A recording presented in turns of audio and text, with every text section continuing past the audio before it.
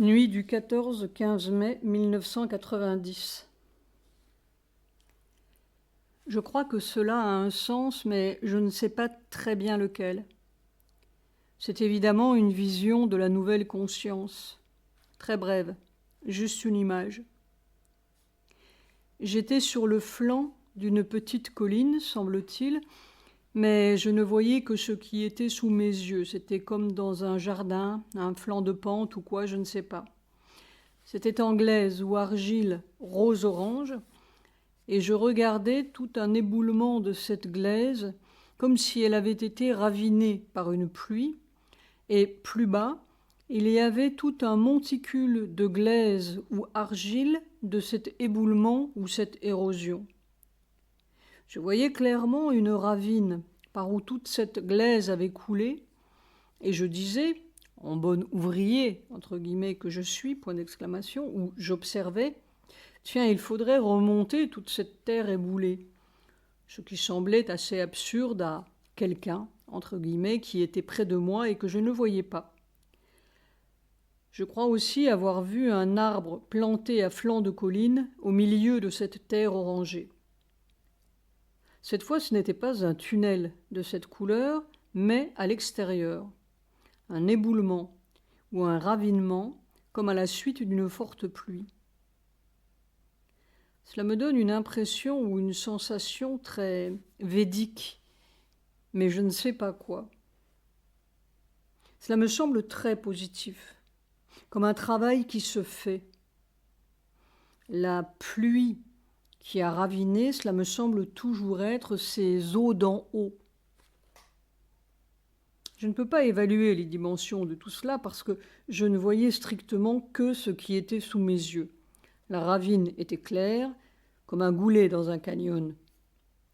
Le monticule de terre éboulée était encore tout pâteux, comme de l'argile mouillée d'un orange plus foncé. C'était plus bas que moi. Je voyais tout cela d'un niveau plus haut, près de la ravine. C'est curieux, mes réactions sont toujours celles d'un ouvrier d'ici, qui regarde les choses de l'autre côté avec son habitude ou ses réactions ou ses sensations d'ici. Purement un ouvrier avec sa logique, entre guillemets, d'ouvrier.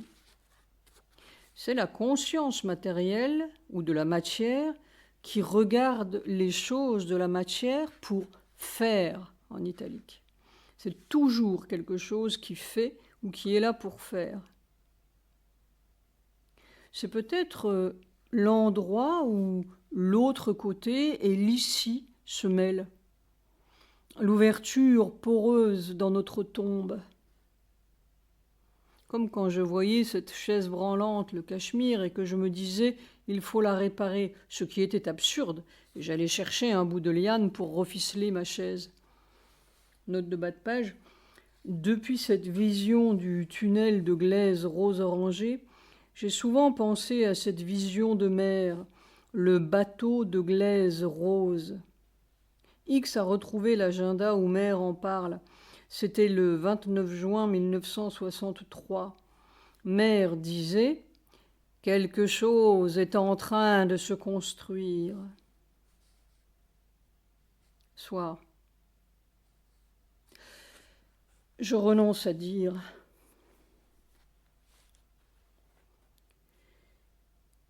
« 17 mai 1990. De Hindu. 17 mai.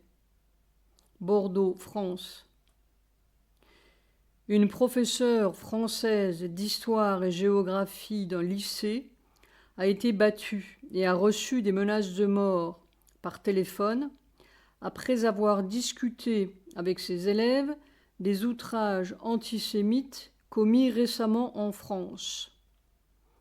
Selon sa famille, elle a été hospitalisée avec des contusions sévères et en état de choc après que 2 hommes avaient surgi chez elle dans la ville de Royan, dans le sud-ouest, lundi dernier, et qu'ils l'avaient battue jusqu'à ce qu'elle perde connaissance. Elle avait consacré une classe d'instruction civique à une discussion sur la profanation de tombes juives dans la ville de Carpentras, dans le sud. La France a besoin d'être exorcisée, et la terre entière. Peut-être est-ce le tunnel de glaise rose qui prépare l'exorcisme terrestre. The Hindu, 19 mai. Des pierres tombales juives profanées. Québec, 18 mai. Des svastikas rouges et noirs et des slogans haineux ont été peints sur 30 pierres tombales au cimetière juif de Québec, a déclaré la police ce jeudi.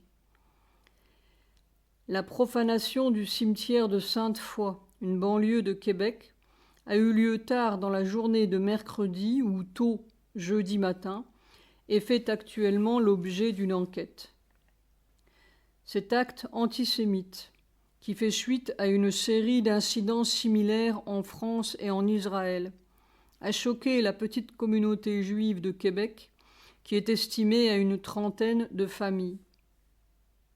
Je n'arrive pas à comprendre pourquoi quelqu'un ferait cela, a déclaré un représentant de la communauté juive. Nous n'ennuyons personne. Nuit du 18-19 mai 1990. Une vision symbolique sur la corruption de Rajiv Gandhi. Rajiv Gandhi était une sorte d'épicier ou de marchand de vin, et je descendais dans sa cave ou son sous-sol. Il y avait un certain nombre de bouteilles de vins étrangers. Je voulais prendre l'une de ces bouteilles lorsque je m'aperçois qu'elle était à demi vide. J'en prends une autre qui était également à demi vide. Puis je veux remplir la demi vide avec l'autre bouteille et je m'aperçois avec étonnement que les deux ensemble font exactement, mais alors tout à fait exactement au millimètre près, la bouteille pleine. Il y avait aussi une petite assiette avec des choses grasses où nageaient des morceaux de fruits. Je suppose que ces bouteilles égalent des pots de vin et que les deux ensemble font un tout ou un seul compte en banque. La cave ou le sous-sol égale une banque. Puis il y a une suite immédiate ou une deuxième partie de la même vision. J'entrais dans une sorte d'assemblée qui était dans une obscurité totale, sauf RG, Rajiv Gandhi, que je voyais clairement assis à une petite table et comme président à cette assemblée, entre guillemets. En même temps que moi, entraient 3 personnages dans cette assemblée. Ces 3 personnages étaient dans une obscurité totale et je ne voyais d'eux que 3 colliers d'or ou dorés qui brillaient singulièrement dans cette obscurité. Et c'était si curieux de voir ces 3 colliers qui se mouvaient en même temps que leurs porteurs que je ne voyais pas. Étaient-ce des colliers ou des étiquettes dorées, comme au goulot d'une bouteille dont les 3 têtes seraient ces 3 personnages nocturnes, mais cela brillait fortement. Ces 3 personnages au goulot d'or ou au collier d'or allaient s'asseoir sur un long banc qui se trouvait juste devant la petite table de RG. Je m'asseyais à côté d'eux, à leur gauche. Mais au centre de ce long banc, juste devant R, il y avait un homme qui tournait le dos à R, c'est-à-dire qu'il regardait vers l'assemblée, et qui était en train de lire, tout déployé devant ses yeux, un journal complètement noir, au papier noir. Je suppose que ce sont les noirceurs de Rajiv Gandhi. Et Hergé disait « Cela m'est égal que l'on me tourne le dos ». Mais il protestait vigoureusement, semble-t-il, contre la présence de ces 3 personnages aux colliers d'or ou aux étiquettes dorées. En tout cas, ça se voyait dans toute cette obscurité. 20 mai 1990, à LS, à Dievat. Indian Express, 21 mai. renouveau nazi en Allemagne de l'Est. Berlin, 20 mai. Des passions néo-nazies se sont rallumées en Allemagne de l'Est, un pays où une révolution démocratique a eu lieu récemment. Le dernier incident en date est la profanation de la tombe du célèbre auteur dramatique Bertolt Brecht, 1898-1956, la semaine dernière, le jour où le Congrès juif mondial s'ouvrait à Berlin. Des vandales ont inscrit Judensau, allemand pour cochon de juif, sur sa pierre tombale et les juifs dehors sur un mur à proximité. Apparemment, les morts gênent les vivants en République démocratique allemande. Pas tous les morts, seulement les juifs, les soldats russes qui ont péri ici durant la Seconde Guerre mondiale et des personnes du mouvement démocratique au nom bien connu. Récemment, des néo-nazis ont décapité la statue du poète des ouvriers Erich Weinert, 1890-1953, dans le centre de Magdebourg. Au début, on considérait les incidents néo-nazis comme montés par des petits groupes de garçons aux cheveux teints, tandis que ce sont maintenant des centaines de néo-nazis qui affrontent la police dans les rues de Berlin. Nous serons encore plus nombreux demain, tel est leur message. Aujourd'hui, l'Allemagne, demain, le monde entier. 23 mai 1990. Il n'y a qu'une loi, celle du suprême. Il y a ta loi, envers et contre tout, en italique. C'est cela que l'on apprend au corps par tous les moyens. Mais enfin, il y a une limite, dit le physique. Limite à la douleur, limite à l'épuisement, limite à l'écrasement. Non, il n'y a pas de limite, dit le pouvoir suprême. Et je te le prouve. C'est ma preuve ou celle de la mort? C'est au-delà des limites de la vie et de la mort. Tout est critique, c'est la mutation du monde.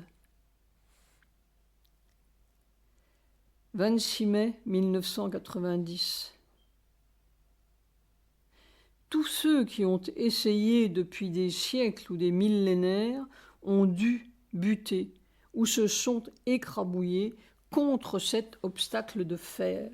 Alors, la foudre tape là-dessus, ricoche, reflue, déchire le dos, puis retape et ricoche encore, et reflue encore, et redéchire avec chaque respiration, indéfiniment. Il y a ce que veut le suprême. Est-ce que l'on creuse même 1 millimètre par jour? Il n'y a qu'à aller tant qu'on peut, tant qu'ils voudront. C'est le seul espoir de cette espèce désespérante et de cette terre agonisante.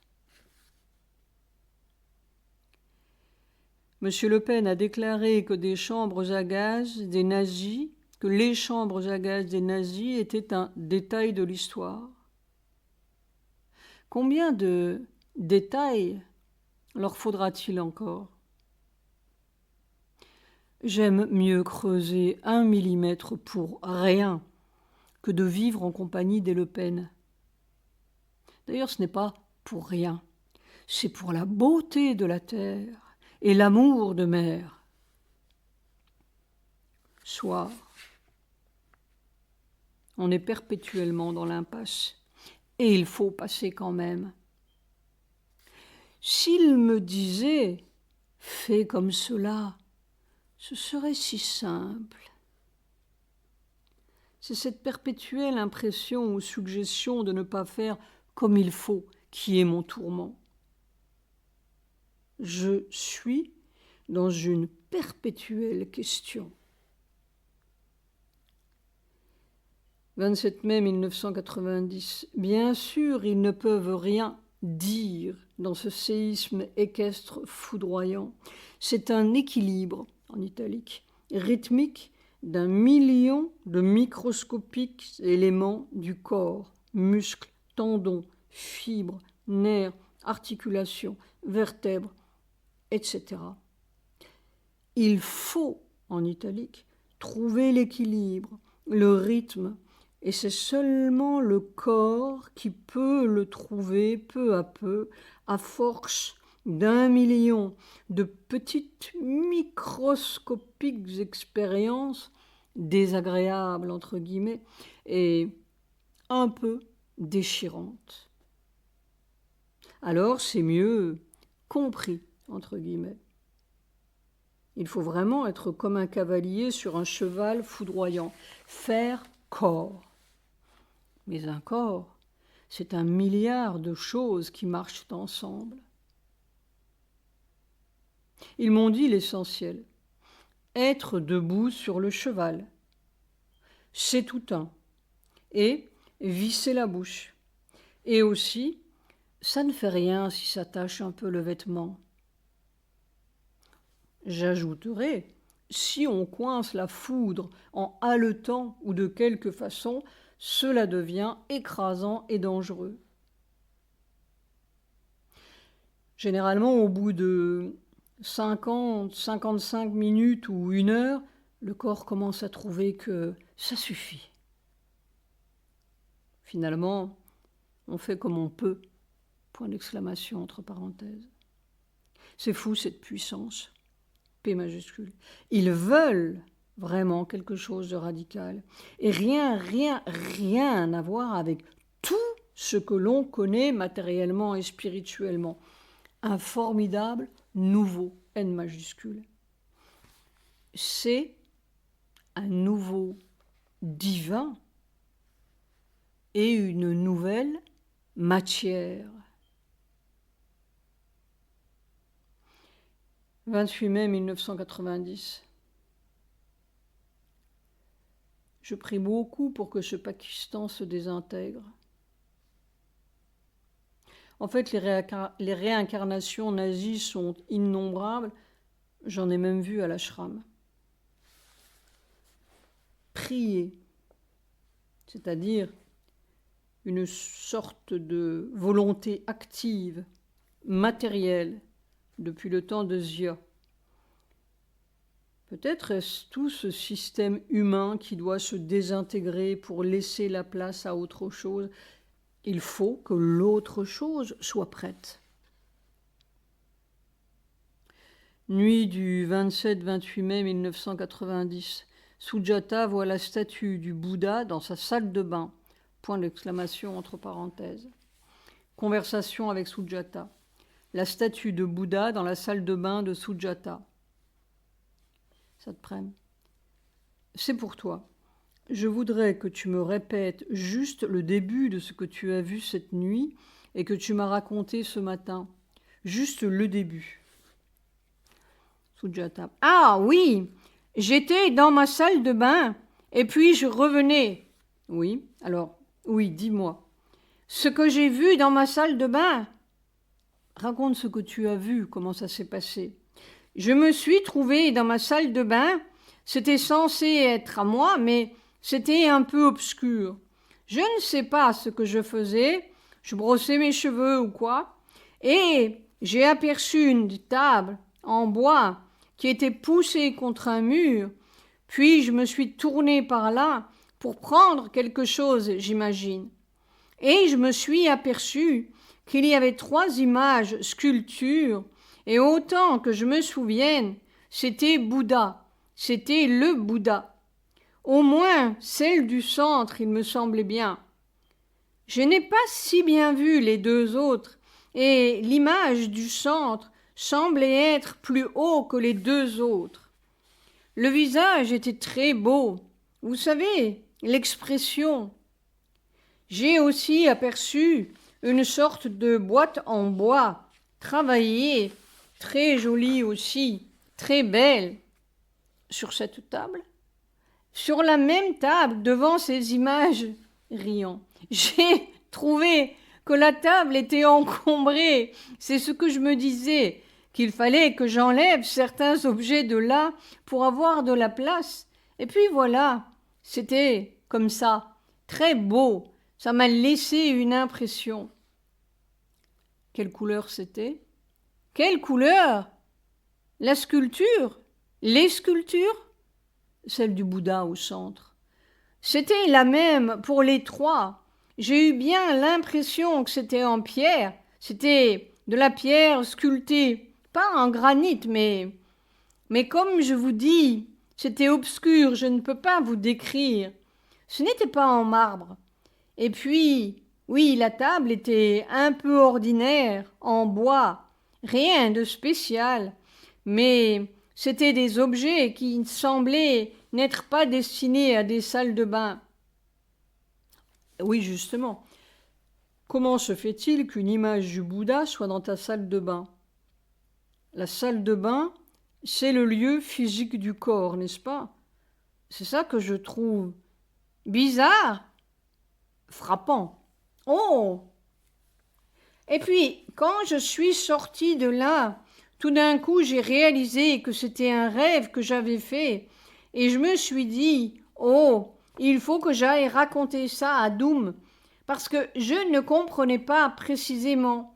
Je me suis dit, mais c'est très bizarre. Pour moi, ça n'a pas de sens, n'est-ce pas? Ça vous dit quelque chose? C'est le fait que ça se trouve dans un lieu du corps physique. Est-ce que ça voudrait dire que je faisais partie d'une vie du Bouddha physiquement, une autre vie physique? Ça c'est possible, mais que ça se trouve là maintenant, c'est ça que je trouve curieux.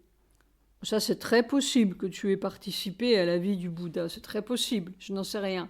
Ça ne me surprendrait pas.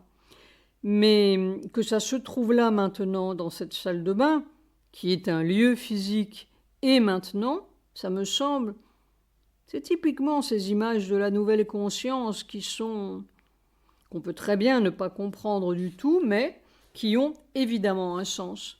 Pourquoi? Et c'est même ta conscience physique de maintenant qui dit « Oh, cette table est encombrée, il faudrait qu'il y ait un peu d'ordre là-dedans ». C'est tout à fait comme dans la nouvelle conscience. C'est tellement physique qu'on voit ça avec les yeux de la conscience physique de maintenant. Mais cela veut dire quelque chose. Moi, quand je vois ces choses, quand j'ai ces visions de la nouvelle conscience, c'est ma conscience matérielle de maintenant qui regarde du dehors, n'est-ce pas? La plus matérielle, qui regarde ces choses de l'autre côté en se disant « Mais c'est curieux, ça devrait être comme ça, et ça ne devrait pas être comme ça. » C'est la conscience matérielle. Alors pourquoi est-ce que tu vois ça dans ta salle de bain, maintenant? C'est ça qui me... pesant, intrigue. Oui, c'est curieux. Je n'ai pas de commentaire à faire, mais je voulais avoir réellement bien entendu ce que tu as vu. Et je ne sais pas de qui étaient les deux autres images. Je n'ai pas si bien vu, mais celui du centre, c'était... Oui, ce qui doit être vu est clairement vu, et ce qui n'était pas... Le reste, c'est obscur, n'est-ce pas? C'est tout, on ne voit pas. Ça aussi, je ne le regardais pas très particulièrement. J'étais en train de prendre quelque chose, et à ce moment, j'ai vu, et je ne suis pas restée à regarder. Oui. Vous savez, parfois on passe, et puis quelque chose reste dans l'œil, et après on dit « Oh !» C'est curieux. Mais je me souviens de la vision de Jean-Claude il y a de ça 5 ou 6 ans ou plus, je ne sais pas, qui allait chez, comment s'appelle-t-il, le quincaillier de Kotagiri, celui qui vend toutes sortes de choses pour les constructions. Kumaran Nair. Il allait chez Kumaran Nair et puis il trouvait un pot, un grand pot, qui avait je ne sais combien, 2000 ans ou 3000 ans, et il me le ramenait. Et à l'intérieur du pot, il y avait un Bouddha, il y avait le Bouddha, la tête en bas et les pieds en l'air. Oh oh! Et un Bouddha de couleur. Je crois qu'il me disait ambre, ambre, comme de l'ambre. C'est-à-dire un peu jaunâtre. Non, un peu rougeâtre. Et dans le pot, le Bouddha était là, la tête en bas et les pieds en l'air, dans sa posture renversée. Oh!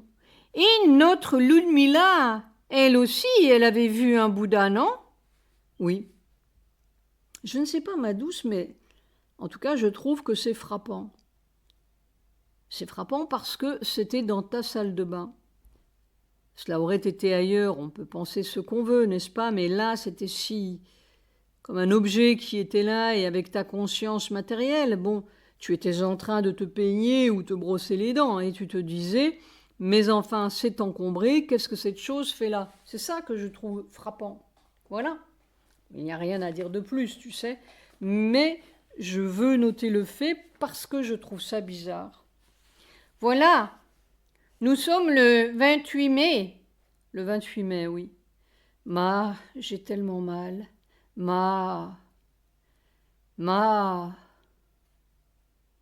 Silence. Alors, pourquoi tout de suite ai-je compris que c'était un rêve? Il y a quelque chose qui t'a frappé. Et pour te dire, oui, il faut retenir ça et aller le dire à Doom, aller le dire à Satprem. Tu vois, c'est quelque chose qui s'est marqué dans ta conscience. Justement, ce n'est pas comme n'importe quoi. Je regrette beaucoup. Pendant les premières années où je faisais ce yoga, j'ai vu beaucoup de choses que je ne notais pas parce que je ne comprenais pas bien ou ça me semblait une bizarrerie. Et puis c'est des mois ou des années après que je dis mais tiens, j'ai vu quelque chose comme ça. Alors après avoir eu quelques expériences comme ça, j'ai commencé à me dire mais il faut que je note même si je ne comprends pas. C'est seulement en fait à partir de 84 qu'on a commencé en tout cas à enregistrer. Oui. Mais moi c'est plus tard que j'ai commencé vraiment à noter ces choses. 83, certaines choses vous avez... Oui, j'ai commencé, mais parce que je notais ce qui me semblait évident. Mais les choses qui ne me semblaient pas évidentes et bizarres, je ne les notais pas. Oui, on voit des choses qui ne correspondent pas aux faits maintenant, alors on dit c'est bizarre. Comme quand j'ai vu Sonia Gandhi en maîtresse de la maison, alors qu'Indira était là, je n'ai pas noté. Je ne sais pas si j'ai noté, je crois que je n'ai jamais noté cette vision, parce que justement, je trouvais ça bizarre. Ce grand palais de l'Inde et puis des touristes étrangers, plein de touristes étrangers qui passaient comme des visiteurs et qui mettaient un objet dans leur poche, un autre objet dans leur poche, tous des objets précieux, ils les mettaient tous dans leur poche. Tandis que Sonia Gandhi regardait ça tranquillement, elle qui était censée être la maîtresse de la maison. Et tous ces touristes étrangers qui se fourraient toutes les richesses de l'Inde dans leur poche. C'était un grand palais de l'Inde. Je n'ai jamais noté ça parce que Sonia Gandhi, je me disais à cette époque, il y avait non seulement Indira qui vivait, mais il y avait aussi Sanjay. Sanjay était déjà parti, je crois. Il était déjà parti? Mais Indira, en tout cas, était là. Oui, elle était bien là. Je ne comprenais pas du tout. Alors probablement, je ne l'ai pas noté.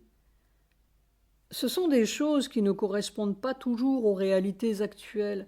Alors on se dit c'est bizarre, quoi, c'est une fantaisie. Et après on s'aperçoit que ce n'était pas du tout une fantaisie. C'était un hint, une indication, des choses à venir. Pas un hint, Sujata rit. C'était une claire vision des choses. Ce n'était pas un hint du tout. Elle était là à regarder tous ces touristes étrangers qui étaient en train de piller les trésors de l'Inde. Tranquillement, elle était là à les regarder sans rien dire.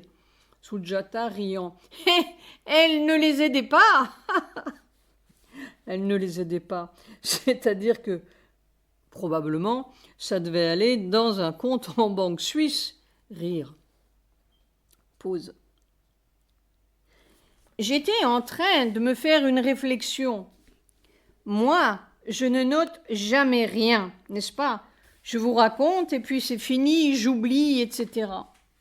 Mais l'autre jour, vous m'avez fait relire un peu ma vision de vous escaladant les sommets des montagnes. De pic en pic, comme dans l'Himalaya, oui. Oui, je ne sais pas où c'était, mais c'était ice-capped, enneigé. Oui, ça c'était l'ascension. L'ascension. Et alors, tout d'un coup, je me suis souvenu de ce poème de Sri Aurobindo. Vous savez, où il dit « Hill after hill was climbed » pic après pic ont été franchis. Vous vous souvenez de ça? Non. And behold the last tremendous brow. Vois le dernier sommet vertigineux. Je ne vous répète pas tout le poème, juste 2-3 mots comme ça. Et puis, one step and all is sky and God. Un pas et tout n'est que ciel et Dieu. The last tremendous brow. C'était vraiment ça. C'était en 1983. C'était le commencement. Et c'était au tout début de 83. Oui. Intéressant. Je ne vois pas grand-chose maintenant. Maintenant, je ne sais pas s'il y a à voir, tu comprends. Il y a vraiment à subir et à faire ou à devenir ou à incarner ou à matérialiser, un peu désespérément. Jamais eu tant de douleurs écrasantes qu'aujourd'hui. Ils savent, ils conduisent.